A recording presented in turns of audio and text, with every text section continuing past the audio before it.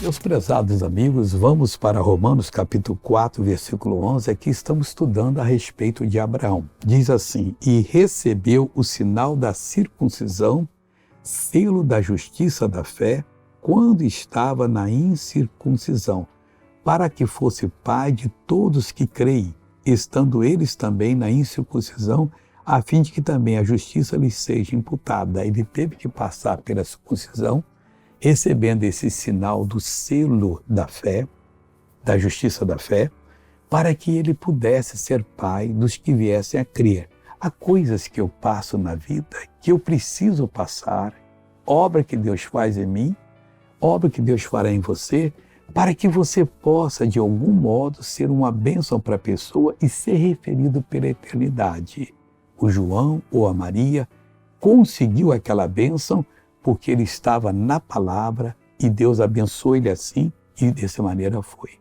Então não se insurja contra tudo que acontece na sua vida. Insurja contra o mal, que Deus às vezes permite para você ser uma benção.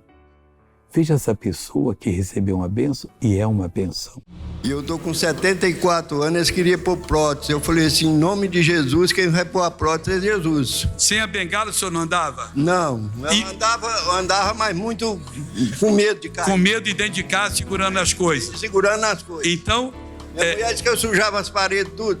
A mulher dele que sujava a parede de tudo. Coitado, precisava. Agora põe ela no ombro agora. Como é que é o seu nome? Sebastião. Sebastião, vai aqui, vem andar comigo aqui. Aí, pessoal. Oh, glória a Deus.